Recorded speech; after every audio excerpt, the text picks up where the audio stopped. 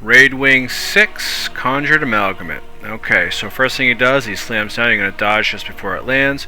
You're going to see him spawn a bunch of swords, which you got to take those ads out. So pulls are good here to pull him onto the boss and cleave. This is a good boss for power DPS, and as you kill them, there's a green circle that spawns a sword. See my special action. If you get the sword, you're going to dodge. You use a sword AoE, see my AoE towards the shields that spawn now because they need to be CC'd, and that sword will CC them. And then again, you got to take these out, and the reason you got to kill these ads is if you don't take them out each time, they do two things. One, the swords and shields will spawn and make a more powerful ad you got to deal with, and then the other thing is if you leave them hanging around, especially during collection phase, which we'll talk about in a second, they're going to slow you. And so we're getting ready to go into collection phase now. You see circle and use your shield for the clap. You see circle and arrow. At collection phase, when we get rid of this one arm, everyone's going to stack on heart in front of the boss, DPS the boss. You have one person, sometimes two, to choose to pick up shields, which will be the glowy balls without the lines. I'm doing swords. You go to the other side of arrow and pick up the ball with the line through it. In this wing, we had a lot of new people, so you're going to see mechanics won't be perfect, which is okay because we're learning. And you can solo swords and solo shields, which we try to do, just helps with DPS. And now I'm going to use that on the boss. And now we're just going to DPS him down. So the person collecting shields, what they want to do is see that lava junk flow. That's going to protect you from that damage, so it's imperative that you have some of the shields. Some people also may have shields, and they can also use those to help. So the first time, that's where you use the shield, and you want to DPS them down, and then when you DPS them down, 50% is the goal, so it makes it easier for the next phase. Now you got to fight the second arm. And in the first phase, you saw he does a clap. If you don't kill the arm when you start within a couple slams, like 3 slams, he'll do a clap, so use your shields then, which you saw us do.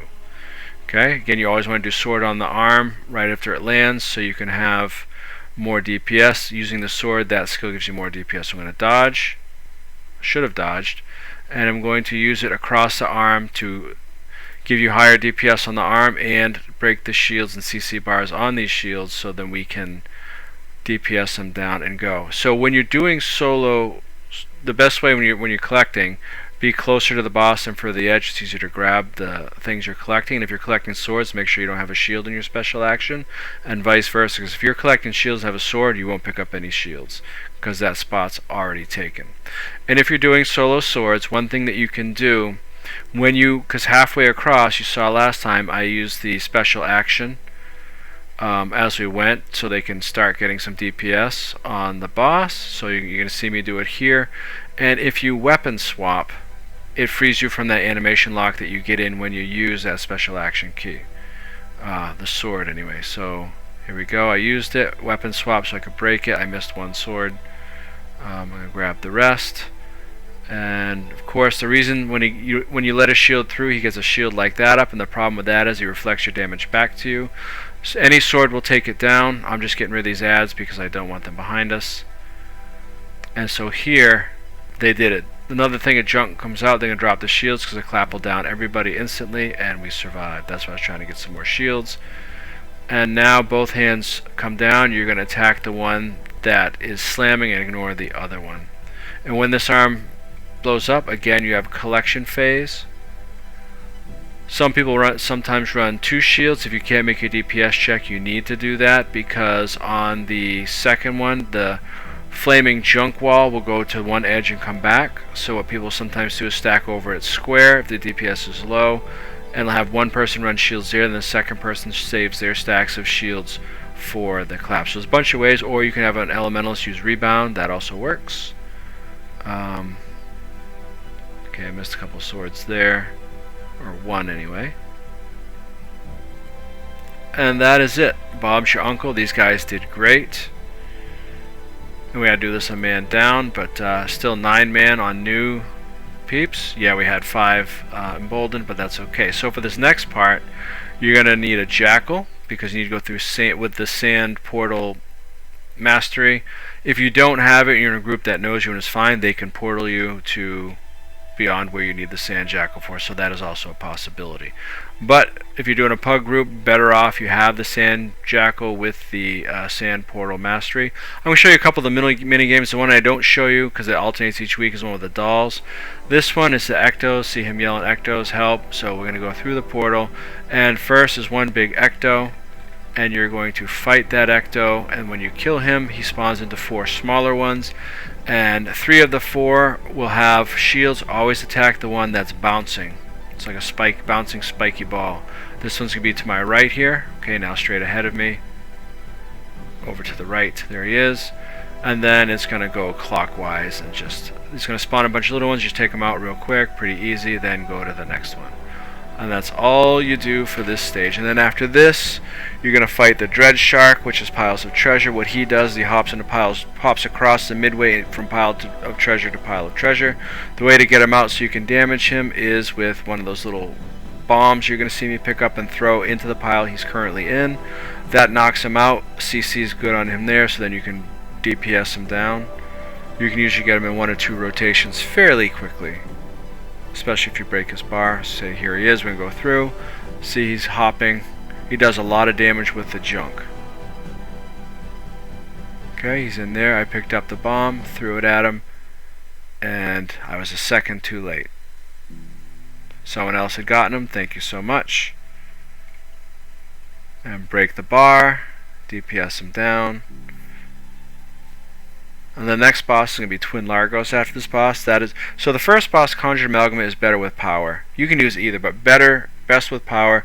This one is best with Condi because they move a lot. So rule of thumb is basically if you get a boss that moves a lot, Condi's the better one for the most part. There are a few, maybe an exception or 2 I'm not thinking of, but there usually is one. Okay, and we're going to take him down, and this is done. So Twin Largos 2, you have a 2 tank mechanics. They're 2 bosses, so you got to split your groups. But so each sub has a tank that has to have higher toughness to handle the bosses. But when you come to the first 2 platforms, they're warm up for their abilities. First thing this boss does, he does little orange circles around underneath random people. You'll hear something in your mic, and you're going to move off it. Another one is one I have now. Expanding orange AoE, you want to drop at the back of the platform or the south end because it forms that big swirly mist that covers damage, kind of like poison does in Slothazor. The other attack is these big orange AoE circles, and the other one he did, which he'll do again, is he'll dash. When he does his dash, this is important, he'll always do the first 2 dashes at the people that are the furthest away from him. The last dash, 3rd dash, is always going to be back towards the tank. So if you're tanking, you're going to dodge on the 3rd dash. Other times you can usually sidestep his dash, but just be aware that it does a lot of damage. And he'll often combo this right here, see there's the bubbles again, you'll be off of those, with a dash, and that just does brutal amount of damage. Those big orange AoEs you can dodge just before they fill. Easier to try not to be them. You can also Aegis them, but only if they're not overlapping. If they're overlapping, you take damage. And if you don't dodge, you can get knocked off the platform if you're close to it into the water. If that happens, you swim towards one of those fountains you see, and they'll bounce you up. See how we're going to the next platform, and the water does the same thing. It's going to lift you up and bounce you to the next platform. When you're doing this, try and hover and let your tank land first, and then go for it. This boss's attacks are, she starts with 3 whirlpools, then she disappears, and she targets the player farthest away, and when she reappears, does a rectangle area of effect attack, and that steals their boon. So boon rip is good on here in case someone gets caught. Mostly what you do, I don't do it much because you really don't need to. You can just dodge, and just if you do, you have someone that kites that's ranged, and that will handle that, and they know when to dodge. She also does a shockwave after that attack where she steals boon. She'll come back onto the tank. You'll see it flash like a ripple across it right there. Jump or dodge right there. I dodge backwards, but you typically want to dodge towards her if you're dodging. It's easier to dodge because if you're dodging backwards, you might kind of stay in time with the shockwave and get knocked. So just be aware of that. But they're usually easy to jump. If people recommend tanks jump that than dodge it, just because when you dodge, you lose the tag. I don't get that picky about it. Jump or dodge right there. See that? Pretty easy. You get about a second after the flash. Okay, here's where the groups split. So my sub is going to fight Nakari, the guy that does the dashes. The other group's going to fight Canute, which does the water spouts.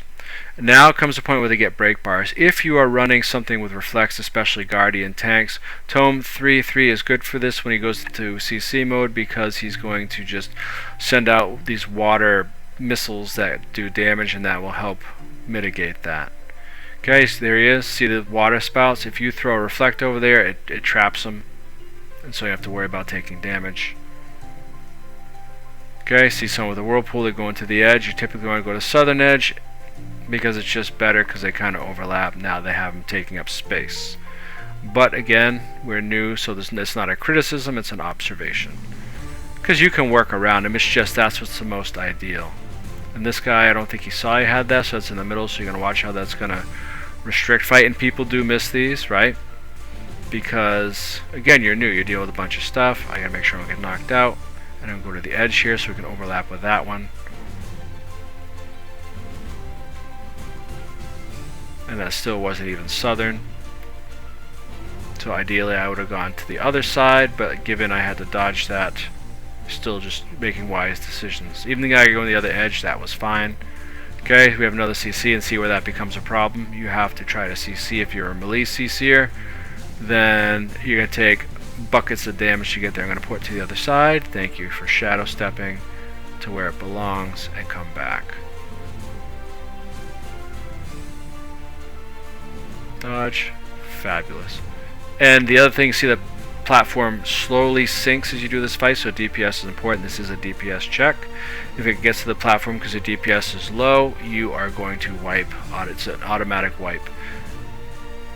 And as you can see upper right hand corner, the bars are the bosses. You want to kind of finish them about the same time, kind of like Octavine and all that stuff. Except in this one, if you finish one first, which happens in this one, we still make it, but they get enraged and they're harder to heal and manage. But we didn't have much left. We were still pretty close in DPS. See, you got floated. That's what happens when you get caught in the bubble. And again, CC. Basilisk Venom for you thieves out there. From running my heals, my Spectre heal, that thing's loaded with CC. I just dropped my wells and pistol 4 him to death. Alright, watch the bubbles. And sidestep that. Okay, he's doing the dash. There you go, that was pretty easy. And they're about to kill Canute, the other one. You're going to see him get an enraged red face on his bar. Yep, she's down. He yells, Canute, how? So you know you might be in trubs if you don't have the heals, but we had great heals on this. And again, for this swing, at least half our squad, if not more, were new to this, and everybody did amazing. We even had a little bit of time left to try Kadim, but that's heavy, very mechanic heavy, and everybody has a roll. So we attempted it, but I didn't leave in the video because we didn't get very far with it.